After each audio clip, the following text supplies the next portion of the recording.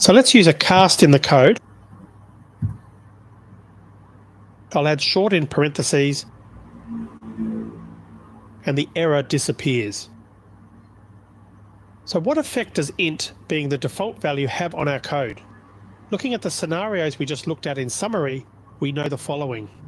This statement works because the result is an int, and assigning it to an int variable is fine. This statement doesn't work because the expression my min short value divided by 2 is an int, and an int can't be assigned to a short because the compiler won't guess the result. This statement works because the result of minus 128 divided by 2 is an int, but when calculations use only literal values, the compiler can determine the result immediately and knows the value fits into a short. And finally, this code works because we tell the compiler we know what we're doing by using this cast, and the compiler doesn't give an error. So generally speaking, an integer is the whole number you are most likely to use in most cases, and you can probably guess that now because Java uses the int by default. That's more or less telling us that that's what it's expecting to use most of the time. Because an integer is assumed automatically by Java, you saw that in these cases we got an error when we were assigning calculations to smaller data types. Because of this, my advice is to always use an integer, unless you've got a really good reason to not do that. Alright, so let's end the video here, and in the next one, it's time for a challenge to solidify some of the information we've been learning in the last few videos. I'll see you in the next video.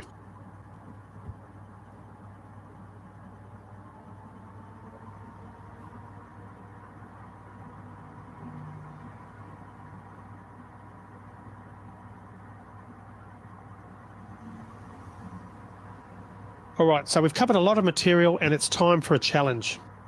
Your challenge is to create 4 new variables. A byte variable, set it to any valid byte number. A short variable, set it to any valid short number. An int variable, set it to any valid integer number. Lastly, create a variable of type long. Make it equal to 50,000 plus 10 times the sum of the values of the first 3 variables. Your byte, your short, and your int values. In other words, use the variable names in your expression to calculate the sum.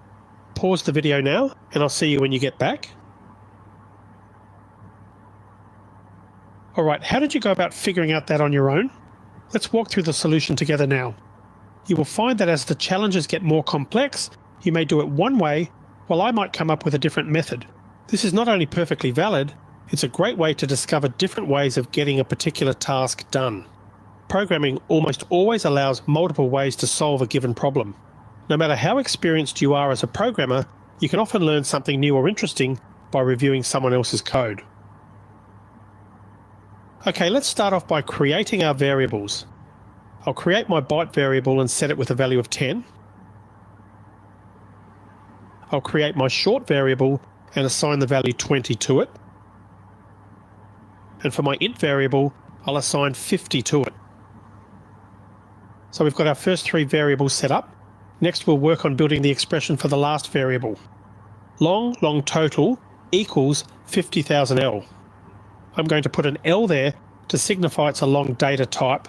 Bear in mind that we don't have to do that because Java will assume an integer type and it'll automatically convert that to a long.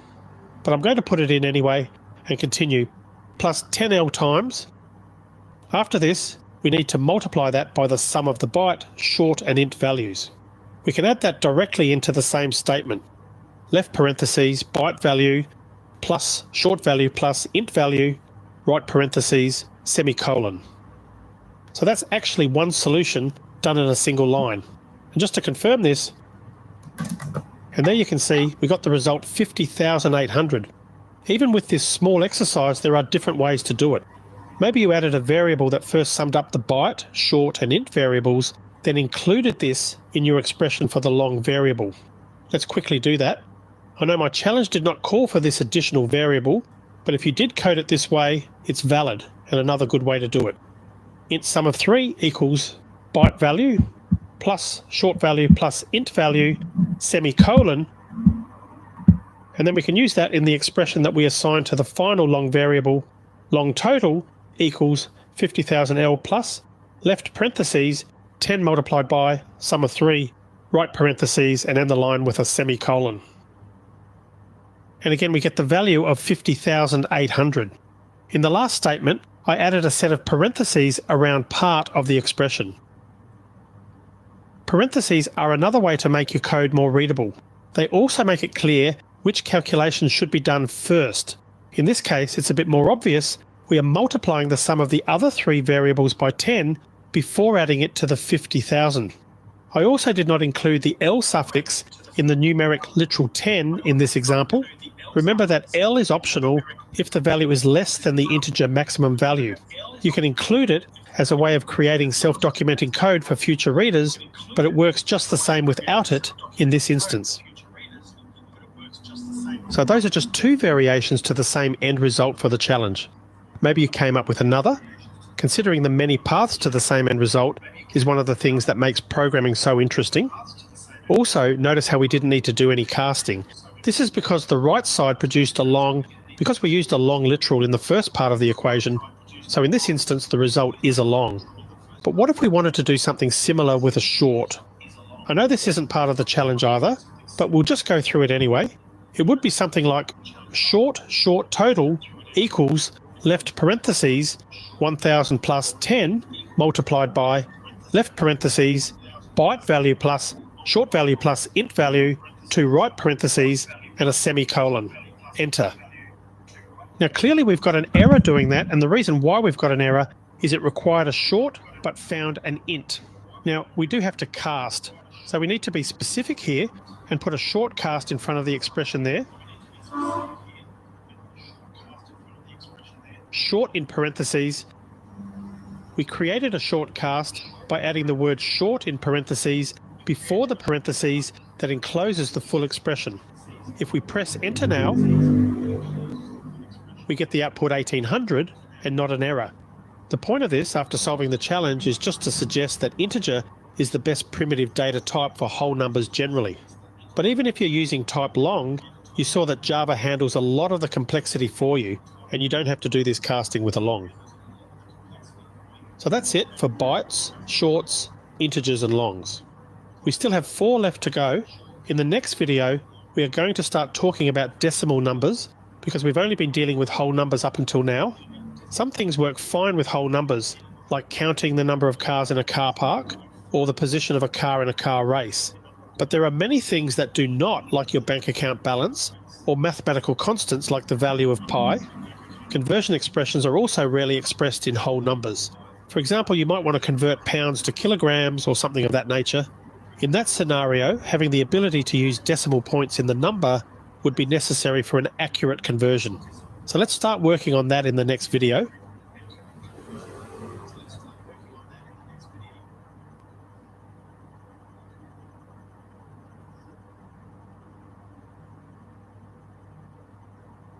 It's now time to start looking at floating point numbers. Unlike whole numbers, floating point numbers have fractional parts that we express with a decimal point. In this table, you can see some examples of both whole numbers and floating point numbers in comparison. Floating point numbers are also known as real numbers. The examples on the left show 2 positive numeric literal integers and 1 negative long. The examples on the right show a couple of ways to express floating point numbers. We use a floating point number when we need more precision in calculations. There are 2 primitive types in Java for expressing floating point numbers, the float and the double. The double is Java's default type for any decimal or real number. When I talk about floating point numbers, I talk about both the width and the precision of the type. Precision refers to the format and amount of space occupied by the relevant type. This table shows the width of each of the floating point types and their ranges. The ranges are shown in Java's scientific notation, which we show below in blue. You can see the E notation followed by either a positive or negative number. Scientific notation can be translated into more familiar terms by replacing the E in the number with the phrase times 10 to the power of. So we can say that the minimum value of a float is 1.4 times 10 to the power of minus 45, and its maximum value is approximately 3.4 times 10 to the power of 38. Think about that for a moment. using the double's minimum value shown below, remembering that 10 to the power of minus 1 equals 0.1. 10 to the power of minus 5 equals 0.00001, for example. Imagine writing out the double data type's minimum value in decimal format. That would be a lot of zeros after the decimal. I hope you can see that a double, when compared to a float, can represent both a much smaller decimal value and a much larger decimal value. This is why it's called more precise. Because it's more precise, the double is the default type for floating point numbers. So now that you know what kinds of values a float and double type will store, let's go back to JShell and see them in some Java code. Let's confirm the ranges that what we saw on the slide. We'll do something similar to what we've been doing for other primitive types by retrieving their min and max values from the related wrapper class. We'll do that with a statement that should look familiar to you now. System.out print left parentheses double quote float value range left parentheses double quote space plus float min underscore value plus double quote space 2 space double quote plus float.max underscore value plus double quote right parentheses double quote right parentheses semicolon. Remember, we are using the wrapper float with a capital F, getting both the min underscore value and the max underscore value and printing it with some informative text. Let's execute this by hitting enter. And you can see in the output that we have the values we saw on the slide. Now let's do the same thing for double by replacing float with double in the last statement and executing that statement. And you can see in the output that we have the values we saw on the slide for the double. This confirms that a double can work with a much bigger range of numbers, and it's also a lot more precise than the float. To achieve this, it needs twice the amount of memory, 64 bits or 8 bytes, to store that number compared to the float, which requires 32 bits or 4 bytes to store its number. Now that we conceptually understand floats and doubles, we're going to take a look at how to use some of these variables. We'll start by declaring 3 variables, an integer, a float, and a double, and you'll see why shortly. I'm going to do this on a single line in JShell again, because it's a bit more convenient and I think easier to see. I'll add an int variable with the value 5, a float variable with the value 5, and a double variable with the value 5, with semicolons added after all 3. Before we continue, let's quickly talk about 2 other numeric literal suffixes. Previously, we've learnt that the letter L is used in a whole number literal if the value is either greater than the int's max value or smaller than the min value to specify a long value. The suffix is optional if the value is outside of that range, but it's generally recommended to use it to help explain your code. That is to make it clear you are using a long literal value. Important. The double data type is Java's default type for real numbers. For example, any number with a decimal is a double. So 10.5 is a double by default in Java. The double data type can be specified as a numeric literal with a suffix of either lowercase d or uppercase d. But because doubles are the default in Java, the suffix is optional to use. The float data type can be specified as a numeric literal with a suffix of lowercase f or uppercase f. This suffix is required if you are assigning a real number to a variable that was declared with a float type. Much in the same way Java has chosen to use an int as its default data type for a whole number, Java uses a double as its default type for a real number. It is important to note that Java did not choose the smaller and less precise float data type. This is because using a more precise data type generally outweighs the benefits of using less memory. Unless you're absolutely certain you don't need that additional precision in your results, it's best to stick to using a double rather than a float. So getting back to our code, notice that I haven't put anything on the end of any of the number 5s. What I mean is, I haven't included a suffix in the numeric literal that I assign to any of these variables. I just used the simple literal 5. You may remember that I used an L suffix when I wanted to specify a long literal, but you can see I did not put an F, D, or any suffix there, and that's been accepted and executed fine. What this means is we can assign an integer literal to both a float and a double variable. You can put an F or D there to confirm the data type. It's good practice to do that in general if you're typing in literal numbers to make it abundantly clear what you intend them to be. So let's do that now. First, for the float variable we previously declared, my float value equals 5f semicolon, and then for the double, my double value equals 5d semicolon. Notice that we get the same output whether we use the suffixes or not when we assigned a whole number literal to these variables. That works fine for a whole number, but you'll find that if we add a decimal 0.25 to make it 5.25, a decimal number. Now if we remove that f there, we will actually get an error. Let's try to declare a new float with a value of 5.25. Float my other float value equals 5.25 semicolon. The reason we get this error is, as previously pointed out, the double is the default floating point number in Java. So here we've got a similar problem to what we saw with other data types in previous videos. On line 2 of the output, you can see that Java doesn't like trying to put a double into a float variable type. In this case, the literal value that we've typed in, 5.25, is being interpreted as a double. Alright, so next a quick challenge for you. Thinking back to our discussion on casting, how do you think you'd do the same for the float to remove this error? I'm talking about using casting here specifically because, as you have learned, we could just use the suffix f to tell Java this is a float. Here I want you to use casting. So have a think about that. Pause the video and try it out and see if you can get it to work to remove the error. When you're ready, come back and resume the video and we'll go through the solution. So pause the video now.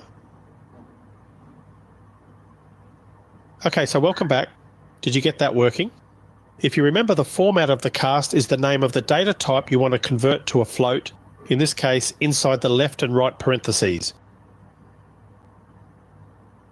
Float my other float value equals left parentheses, float right parentheses, 5.25 semicolon. I usually add a space there between the cast and the value just to make it clear. But a space is optional after the cast and before the value. So what's happened here is the error has disappeared. That's because we're telling Java, yes, this is a literal double that's been typed here, but we want you to treat it as a float. And for that reason, the error then disappeared. It's generally not recommended to do that though, for a couple reasons. Firstly, as I'll talk about in the next video, floats aren't usually recommended to be used much these days. Double is the preferred floating point data type to use. But secondly, it's a lot clearer, I think you'd agree, to just add the letter F right at the end that tells you, okay, that's a float. Float my other float value equals 5.25 f semicolon. And that's generally the format that most programmers will use. They would use an f suffix to indicate the type rather than explicitly cast it, which is just a little bit more code to look at. Not everyone realizes that Java's default data type for a decimal literal is a double, which is larger and more precise than a float. Oracle likes to put a similar line of code in its code segments on exam questions, omitting the F suffix. Without a computer to check, this statement can look fairly innocuous. The number 5.25 is a double, so assigning it to a float will raise an error. This is a gift question to an exam taker if you can easily spot this compiler error. Remember that in Java, a decimal number literal is a double. A float is less precise than a double, so you cannot just assign a more precise value, 5.25, which is a double in this example, to a less precise variable type, the float, without using a suffix or explicit cast. Alright, so let's finish this video here. Next we'll start exploring more about these floating point types, including doing some division.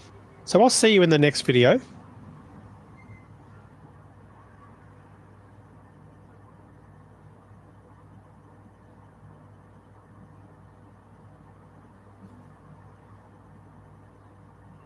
In the previous video, we were introduced to the primitive types Java uses to store real numbers, namely the float and the double. In this video, we'll take a look at the differences in precision when using arithmetic. We're going to declare the three variables from the previous video. Int, my int value equals 5, semicolon float, my float value equals 5f semicolon, double, my double value equals 5d semicolon. We can see there that my int value is showing the value of 5.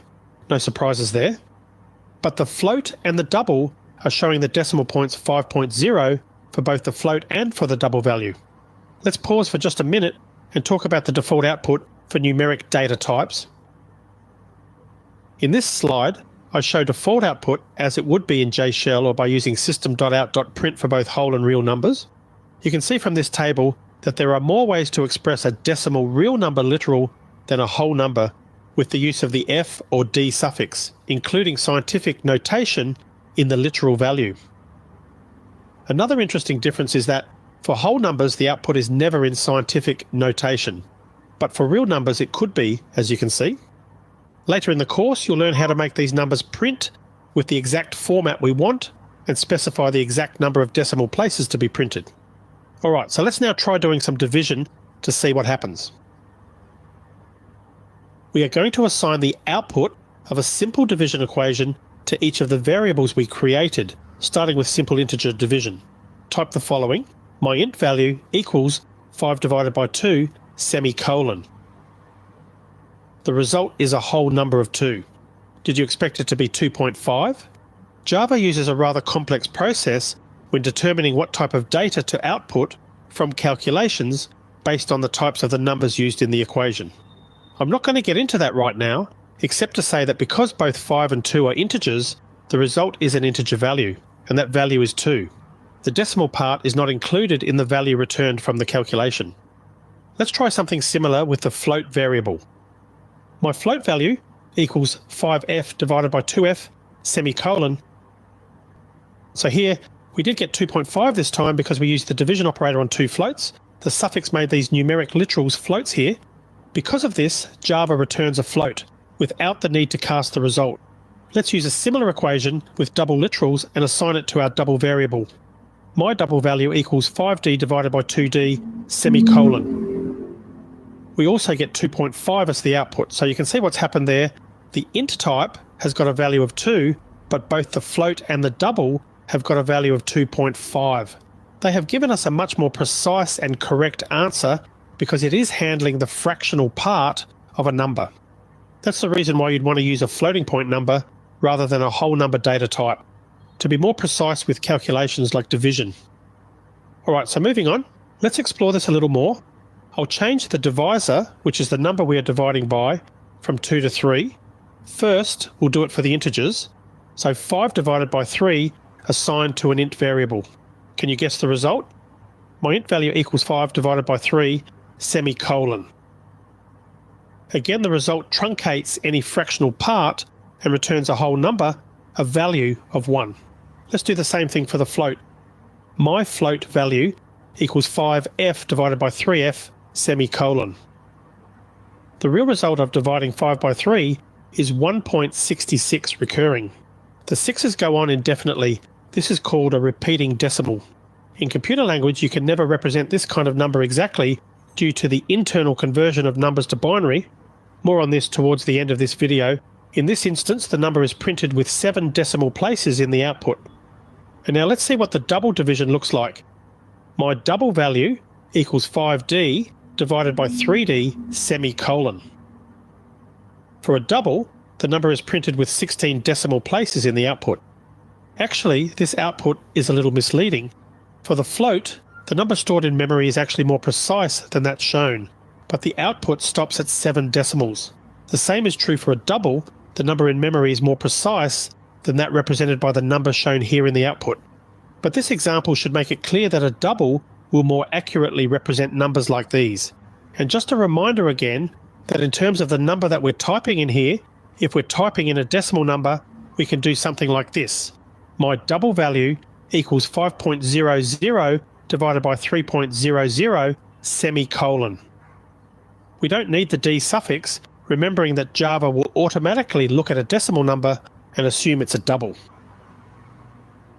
And we get exactly the same output as before.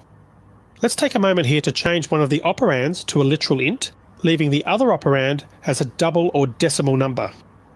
There is an upcoming video that discusses operands in detail. For now, note that the operand is what is to the left or the right of the divided by sign. I'll again edit our previous statement and change 3.00 to just 3, a literal integer. As long as one of the operands is a double, your result will be a double. And another reminder that this won't work for your float variable. Let's try. My float value equals 5.00 divided by 3 f semicolon. So here, even though one of our literals is a float, 3 with the F suffix, the other is a double, 5.00. The result is a double, and you cannot assign a double to a float variable. Let's go over why a double should be used instead of a float in most circumstances. Why should we choose double? First, it's actually faster to process on many modern computers. That's because computers have, at the chip level, the functionality to actually deal with these double numbers faster than the equivalent float. Second, the Java libraries that we'll get into later in the course, particularly math functions, are often written to process doubles and not floats, and to return the result as a double. The creators of Java selected the double because it's more precise and it can handle a larger range of numbers. Another reason to use the double is that, unlike computers from decades ago, modern computers have lots of memory. Having lots of memory means you usually don't have to worry about saving memory by using data types that take up less space. So consequently, you'll find that double is used a lot in Java code you will find and use. For all those reasons, it's highly recommended that you use the double. As a result, I'm not going to be using the float anymore in this course. Any floating point number code that we use moving forward will be a double. Alright, so to end this video, it's time for a quick little challenge.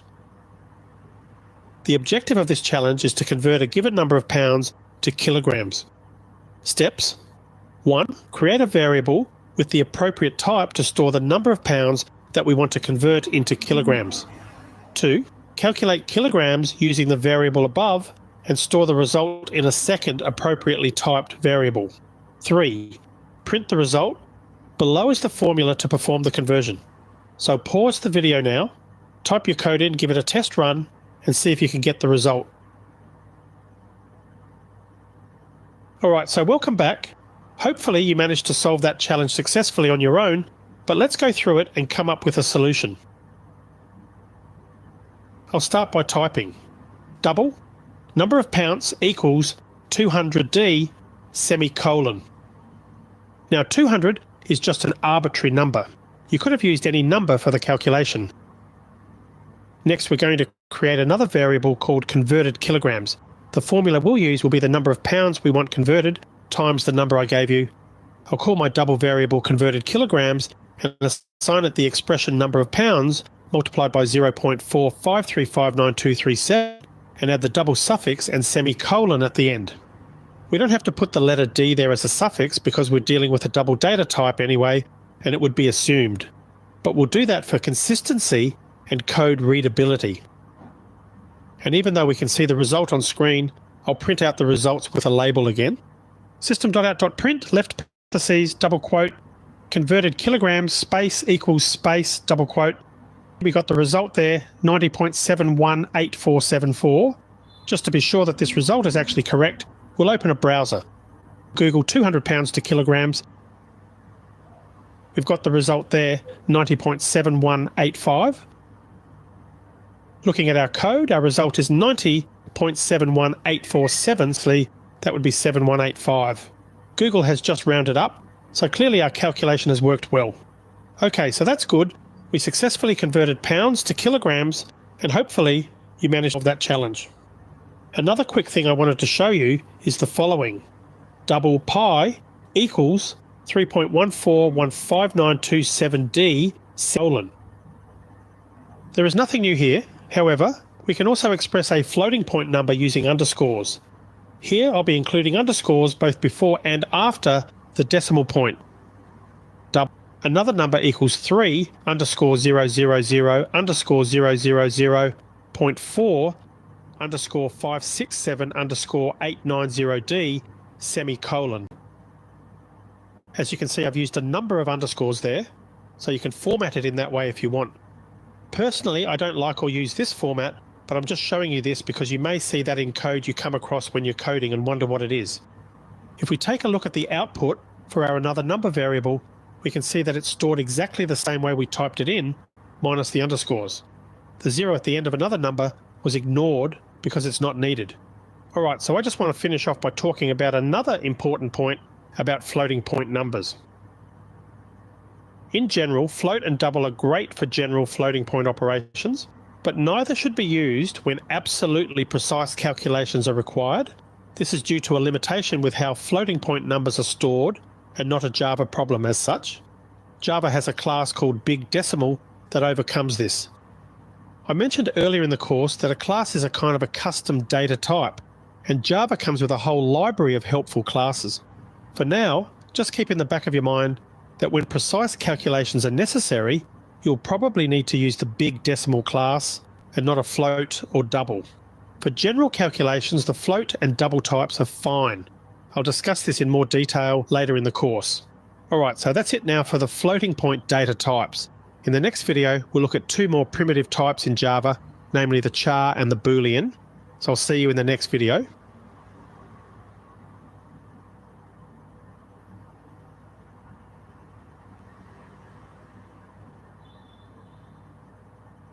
In previous videos, we've dealt with whole numbers and also with single and double precision numbers. In this video, I want to talk about two additional primitive types in Java, the char and the boolean primitive type.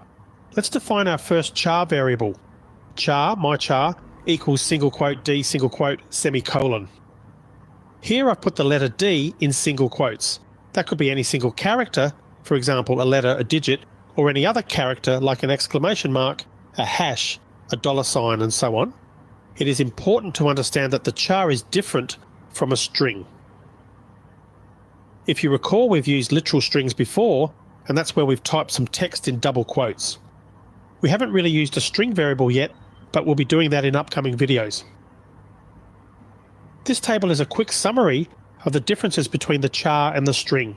The char data type is similar to the string in one sense, in that it allows you to store characters. But in the case of the char, you can store only a single character, and the string supports many. The char's literal value is declared in single quotes, while a string uses double quotes, as stated on the previous slide. So let's go back and try and add a second character, like another D inside the single quotes. You can see the error says unclosed character literal, which means too many characters were found.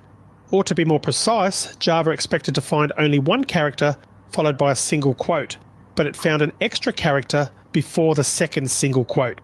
It is literally only allowing us to save one character to a char variable. Let's go back and delete that to make it valid.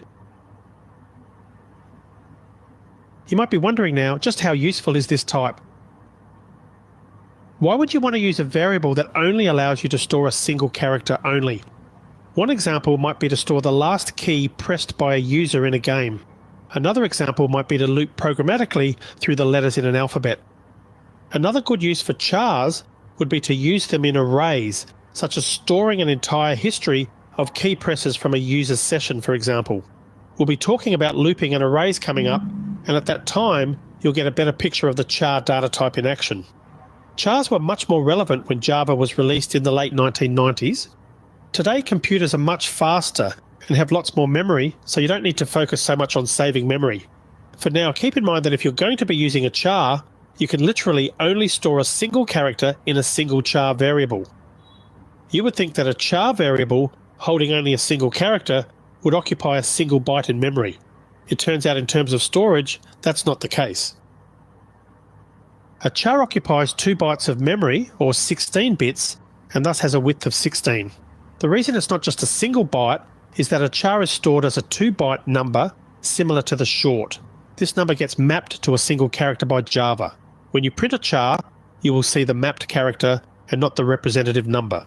And you can use single quotes and a character literal to assign a value to a char, which is much simpler than looking up the representative number. Imagine if this mapping wasn't done by Java and you had to go and look up the value in some lookup table each time you wanted to set or get a char. How tedious would that be? In some instances, characters aren't represented on the keyboard, or you may have reasons to use special characters in other languages. To do this, Java supports a Unicode value for characters, which you can use to set a char value. Unicode is an international encoding standard for use with different languages and scripts, by which each letter, digit, or symbol is assigned a unique numeric value that applies across different platforms and programs.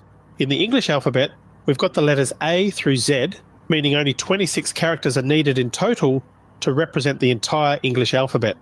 But other languages need more characters, and often a lot more. Unicode allows us to represent these languages.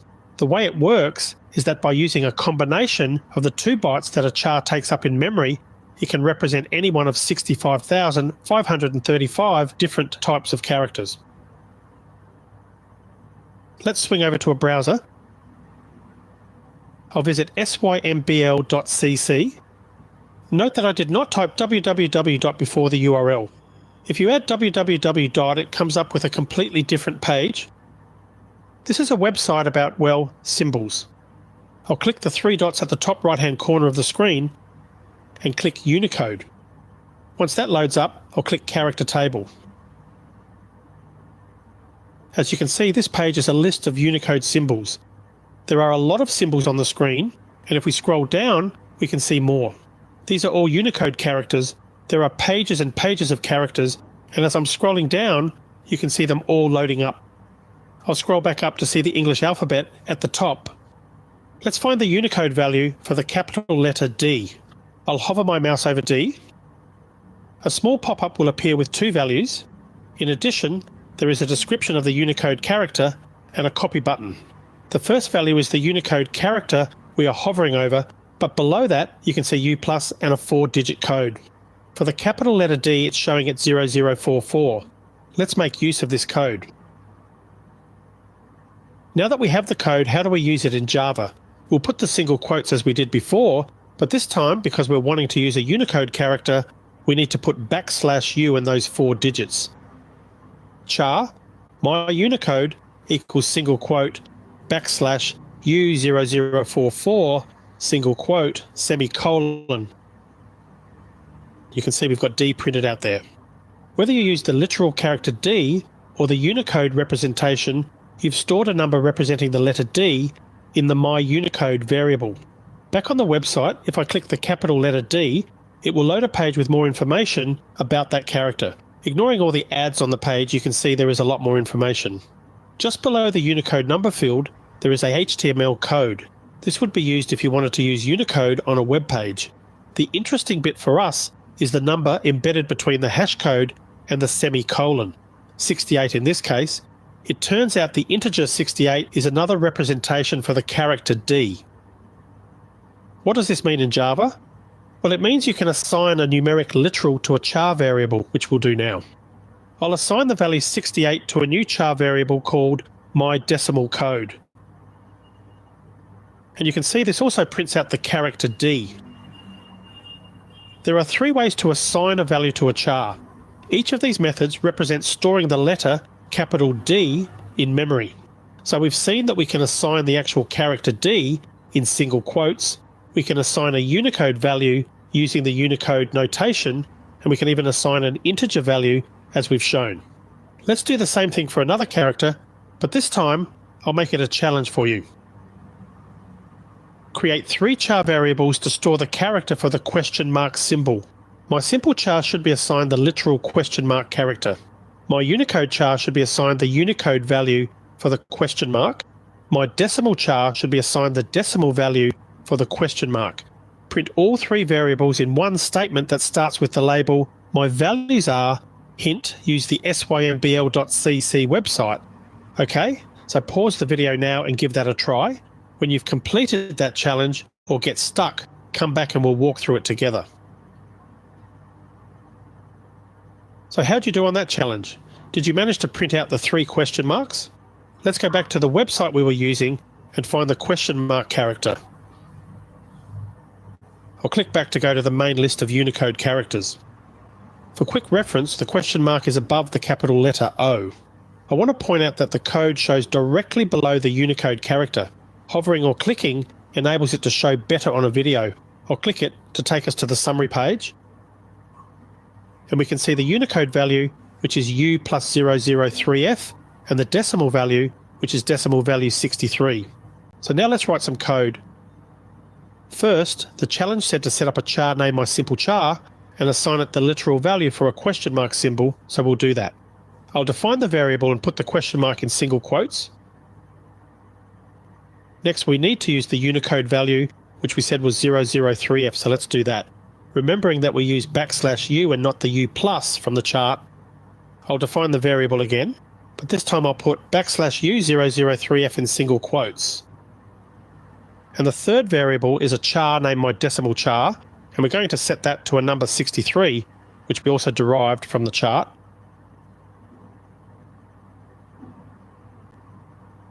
So in all three cases, JShell printed out a question mark.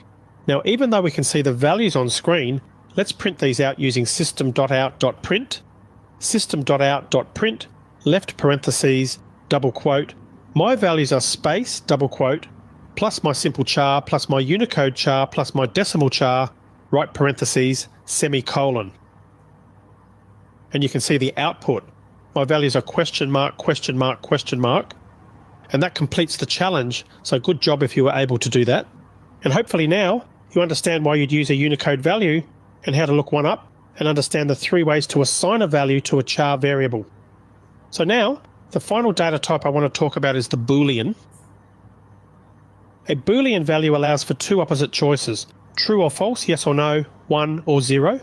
In Java terms, we've got a Boolean primitive type and it can be set to 2 values only, either true or false. The wrapper for Boolean is Boolean with a capital B. Booleans are actually pretty useful and you will use them a lot when you're programming.